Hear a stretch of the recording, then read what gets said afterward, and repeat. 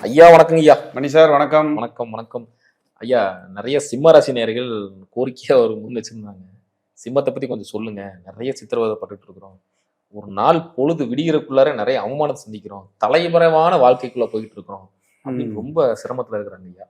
அதுவும் அஷ்டமச்சனி ஆரம்பிச்சதுல இருந்தே பேர் இல்ல, புகழ் இல்ல, மரியாதைக்கு ஒரு நம்ம பேசினாலே தப்பா நினைச்சுக்கிறாங்க, நம்ம ராங் கமிட்மெண்ட் ஆயிருது, எது சொன்னாலும் தப்பா போய் முடிஞ்சிருது, சிவனேன்னு இருந்தாலும் பிரச்சனை நம்மளை தேடி வருது அப்படின்னு சொல்றாங்க. இது நீங்க எப்படி பாக்குறீங்க? உண்மையிலே சனி பகவான் வந்துட்டு இவங்களை அழிக்கணும்னு நினைக்கிறாரா, இல்ல அவருக்கு ஏதாவது ஒரு பாடம் கற்பிக்கிறதுக்கு நிறைய பாடங்கள் கொடுக்குறாரா? காத்துருவோம். உங்க ராசி இருக்குமில்ல, அந்த ராசியிலிருந்து எண்ணி வருகின்ற 8வது இடத்துல சனி பகவான் போயிட்டு இருந்தா அதுக்கு பேரு தான் அஷ்டமச்சனி. ஏன் அஷ்டமச்சனி கண்டு இவ்வளவு பயம்? எனக்கு தெரிஞ்சு 100 7.5 சனிக்கு சமம். அந்த 2.5 வருஷத்துல என்னென்ன தேவையோ அத்தனை சித்திரவதையும் கொடுத்துட்டு போறவர். அகப்பட்டவனுக்கு அஷ்டமத்தில் குரு, அகப்பட்டவனுக்கு அஷ்டமத்திலும் சனி. அதுல எந்த மாற்றமும் இல்லை. அப்ப இந்த சனி அஷ்டமத்துல வர்றதுனால என்னென்ன பண்ணுவார் அப்படின்னா, முதல்ல உங்களுடைய டேலண்ட்டை மறைச்சிருவார். எது டேலண்ட்? உங்க டேலண்ட்டை மறைச்சிருவார். உழைப்ப அதிகரிப்பார். நீங்க ஒரு வேலையை 4 தடவை செய்ய வைப்பார். உழைப்ப அதிகரிப்பார். நம்ம ஏற்கனவே சனி வித்தின வீடியோ போட்டிருக்கோம். கண்டிப்பா. 7.5 சனியை கண்டு ஏன் பயப்பட வேண்டும்னு. அது சூப்பரா போயிட்டு இருக்கு. அப்ப இதுல என்ன சொல்ல வரேன்னா, அஷ்டம சனியை கண்டு பயப்படாதீங்க. அது விழிப்புணர்வோட உச்சம். எப்படி? விழிப்புணர்வோட உச்சம் அந்த அஷ்டம சனி. நம்ம தான் பக்குவமா நடந்துக்கணும். நீங்க கவனமா இல்ல, கரெக்டா இல்லைன்னா அவமானம், நஷ்டம், சேதாரம், கடன், விபத்து, நோய், வழக்கு, எதிரி, பகை, சர்ஜரி, தண்டனை இத்தனையும் கொடுப்பார். இதெல்லாம் அஷ்டமச்சனியில ஈஸியா நடந்துடும். பொதுவா சிம்மல் ராசிக்கு ஏன் அஷ்டமச்சனி போட்டு வாட்டுது அப்படின்னா, சூரியனுக்கு சனி பகை. அப்ப சிம்ம ராசி யாரோட வீடு? சூரியனோட வீடு. ஏற்கனவே சிம்ம ராசிக்கு சனி திசையோ சனி புத்தியோ வந்தா சுத்தமா ஜோலி முடிச்சிடும். தும்சம் பண்ணிட்டு தான் போகும். அவரு அஷ்டமச்சனியா வரும்போது இதுதான்டா சான்ஸ்ன்னு நினைப்பாரா? நினைக்க மாட்டாங்க. கண்டிப்பா. சனீஸ்வரன் ஏற்கனவே எனிமி, எதிரி, கடுமையான எதிரி, ஜென்ம விரோதி. இப்போ நீங்க ஒரு இடம் வச்சிருக்கீங்க, உங்க எதிரிக்கு உங்ககிட்ட இருந்து ஒரு 10 சதுரடி வேணும், தேவைப்படுது கட்டுறதுக்கு. நீங்க கொடுப்பீங்களா? என்ன கெஞ்சினாலும் எத்தனை கோடி கொடுத்தாலும் யாரு தூதுகிட்டாலும் நடக்காது. வாய்ப்பு இல்ல ராஜா, போடா நீ இதாண்டா எனக்கு பீரியட் டைம் அப்படின்னு சொல்லுவீங்களா இல்லையா? அந்த மாதிரி இதுதான் டைம் அஷ்டமச்சனிக்கு. அப்ப இவங்களுக்கு நான் என்ன சொல்ல வரேன்னா, பயப்படாதீங்க. முதல்ல சிம்மராசிக்காரங்க, என்ன சார் கொலையா கொள்ளுது, பயப்படாதீன்னு சிம்பிளா சொல்லிட்டு நீ வீடியோ பண்ணிட்டு போயிடுவ, அனுபவிக்கிறவனுக்கு தானே தெரியுங்கிறாங்க அஷ்டமச்சனிக்காரங்க. யாரு? சிம்மராசிக்காரங்க. அதெல்லாம் ஒண்ணும் இல்லை, எல்லாத்துக்கும் இருக்கிறது தான். நான் என்ன சொல்ல வரேன்னா, அஷ்டமச்சனி வந்துருச்சா முதல்ல விழிப்புணர்வா இருக்கு. விழிப்புணர்வுனா என்ன? ஃபர்ஸ்ட் ஜாமீன் கையெழுத்து போடாதீங்க. நீங்க 2 வீலர் ஓட்டுறீங்கல்ல, கம்ப்ளீட்டா சர்வீஸ் பண்ணி ஒரு இன்சூரன்ஸ் எடுத்து ஹெல்மெட் போட்டு சட்ட திட்டங்களுக்கு உட்பட்டு அந்த வண்டி ஓட்டுங்க.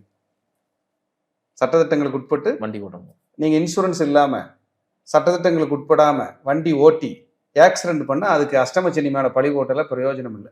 அஷ்டமச்சனி நடக்குது டாக்டர், அதனாலதான் நான் விழுந்துட்டேன்னா அவர் ஃபீஸ் இல்லாம வைத்தியம் பார்க்க போறது இல்லை. விழுந்துட்டீங்கன்னா மினிமம் 1 லட்சம் வேணும். அப்ப இதெல்லாம் ஒழுங்குபடுத்திக்கன்னு அவர் சொல்றதுக்கு எச்சரிக்கிறதுக்கு வந்திருக்காரு. எச்சரிக்கை மணி அது. எப்படி அபாய சங்கு அடிக்குது, அது மாதிரி இப்போ அபாய சங்குது. நீங்க கரெக்டா இருந்துக்கிட்டீங்கன்னா உங்களை டிஸ்டர்ப் பண்ண மாட்டாரு. இல்லைன்னா உங்களை என்ன செய்யுதுன்னு கேட்டுட்டு தான் போவார். 8ஆம் இடத்துல இருக்கிற சனி 2ஆம் இடத்தை பார்ப்பாரு. இங்க என்ன பியூட்டினா வருமானத்தை கொடுத்துருவார். எப்படி? வருமானத்தை கொடுத்துருவார். ஆனா அந்த வருமானம் பண்றதுக்குள்ள பேக் எண்ட்ல மன உளைச்சல் இருக்கும் பாரு, அதை தாங்கவே முடியாது உங்களால். ஏன்டா வாழ்றோன்னு இருக்கும்.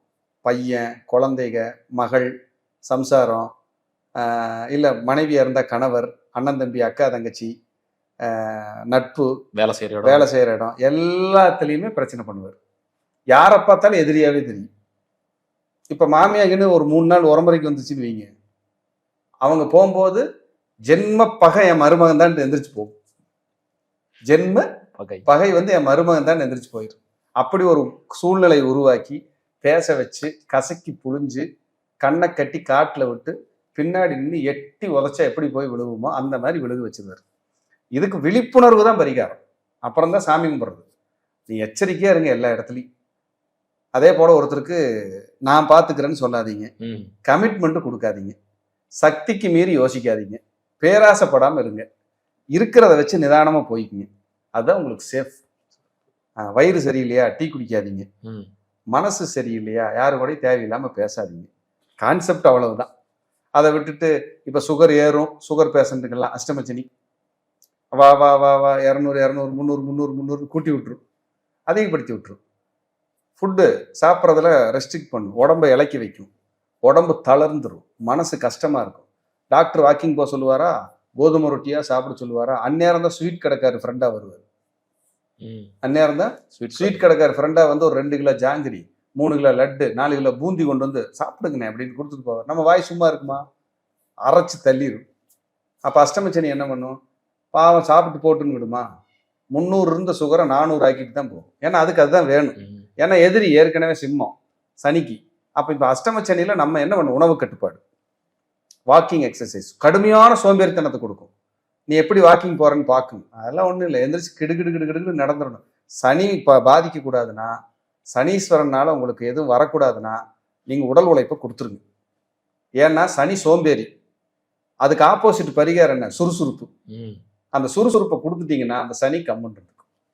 சனி வந்து கழிவுகள் தானே, முறைப்படி காலை மாலை 2 வேளை கழிவுகள் ஃப்ரீயா போயிருச்சுனாலே உங்களுக்கு அஷ்டமச்சனி ஃப்ரீ பண்ணி விட்டுரும். உண்மை அதுதான். அப்போ உணவு கட்டுப்பாடுல நீங்க ஜாக்கிரதையாகவும் கவனமாகவும் இல்லைன்னா உங்களை தொல்லை பண்ணும். கண்டிப்பா சிம்மராசிக்காரங்க கருப்பு கலர் ட்ரெஸ் அணிவதை தவிர்த்து கொள்ளுங்கள். என்ன சார் ட்ரெஸ்ல எல்லாமே வந்துடும்? இங்க பாருங்க, ட்ரெஸ்ஸுக்கு அதுக்கு சம்மந்தம் இல்லை. சனியினுடைய நிறம் கருப்பு சார், உங்களுக்கு அவர் எனிமி சார். லாஜிக்கா நான் சொல்றேன். அப்ப கருப்பு ட்ரெஸ் போடும்போது உங்களுக்கு அது தொந்தரவு கொடுக்கும். சனியும் கருப்பு தானே அப்படின்னு சொல்லிட்டு குறுக்கு கேள்வி கேட்பாங்க. தலை முடியும் கருப்பு தானே சார், அப்ப அதை வந்து வைக்க வேண்டாமா? இது வந்து உணர்வு இல்லாத, நரம்பு இல்லாத, இதுக்கு சம்பந்தம் இல்லை. ஆனா ட்ரெஸ் போடும்போது உங்க உடலோடு உங்க ஹார்மோன்ஸோடு அது ரியாக்ட் பண்ணுது. அதான உண்மை.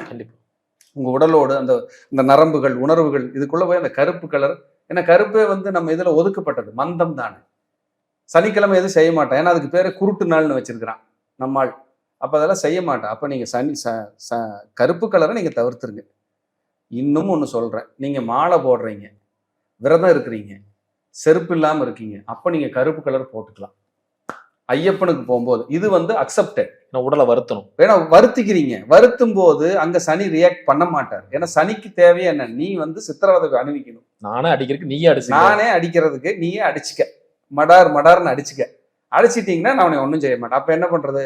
48 நாள் விரதம், ஒரு வேளை தான் சாப்பாடு, செருப்பு போடுறது இல்லை, தலைமுடிக்கு எண்ணெய் வைக்கிறது இல்லை, பொண்டாட்டி பிள்ளையில பார்க்க மாட்டேன், ஆசிரமத்திலே படுத்துக்குவேன், டெய்லி பச்சை தண்ணியில தான் குளிப்பேன், பாய் போட்டு தான் தூங்குவேன். இவர் தலைவர் பெட்ல படுத்து தூங்குறாரு.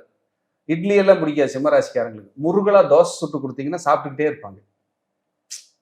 ஆனா எங்காவது டூர் போயிட்டு வர்றீங்கன்னா ஹோட்டல்ல அவங்க முதல்ல தேடுற பொருள் இட்லி.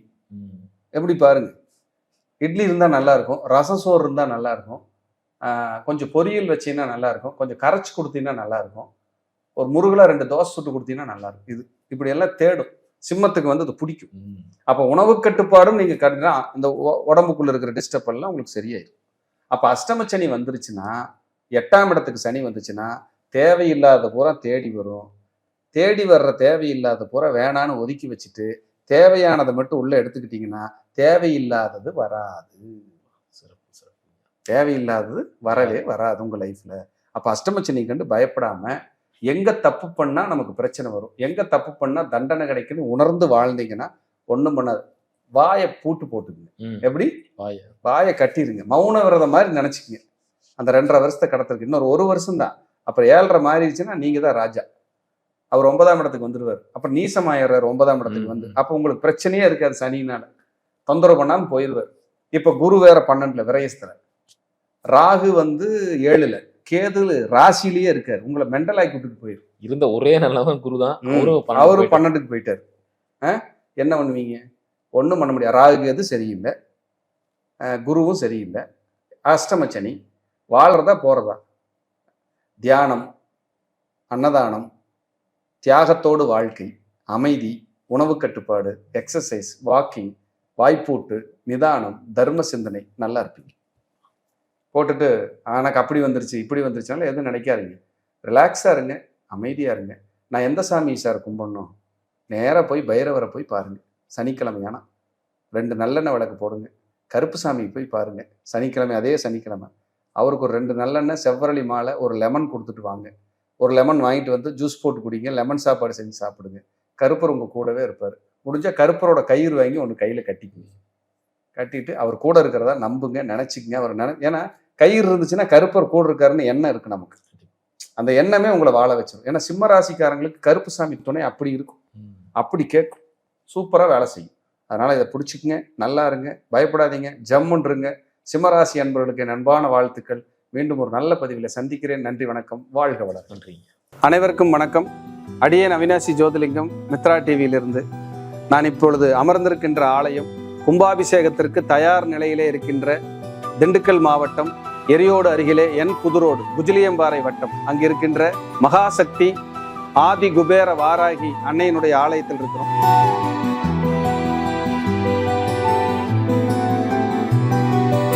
கும்பாபிஷேகத்துக்கு ஆலயம் தயார் நிலையில் இருக்கு.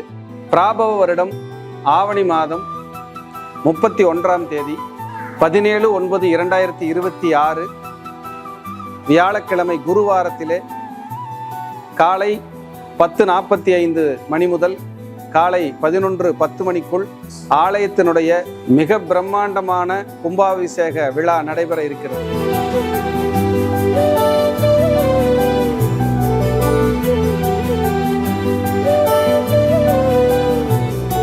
இந்த நிகழ்வை பார்த்து கொண்டிருக்கின்ற நீங்கள் இந்த கும்பாபிஷேக விழாவிலே கலந்து கொண்டு உலக நாடுகளில் நீங்கள் எங்கிருந்தாலும், எந்த வெளியூரில் இருந்தாலும் உங்களை எல்லாம் அன்போடு இருகரம் கூப்பி இந்த ஆலயத்திற்கு அடியேன் சார்பாகவும், இந்த கோவில் நிர்வாகத்தின் சார்பாகவும், சக்திவேல் சுவாமிகள் இந்த கோவிலுடைய ஆலய ஸ்தாபகர், அவர் ரொம்ப சிரமப்பட்டு இந்த ஆலயத்தை உருவாக்கி ஒரு அடுத்த கட்டத்துக்கு கொண்டு வந்திருக்காரு. அது ஒரு பிரம்மாண்டமான ஒரு சக்தி அந்த இடத்துல அம்பாள் உட்கார்ந்துருக்காங்க, உயிரோட்டமா இருக்காங்க. இங்கே யாரெல்லாம் வழிபடுறீங்களோ அவங்களுக்கெல்லாம் நிச்சயமா உங்களுடைய எல்லா நெருக்கடிகளும் தீர்ந்து சுபிட்சம் கிடைக்குங்கிறதுல எந்த மாற்று கருத்துக்கு இடமே கிடையாது.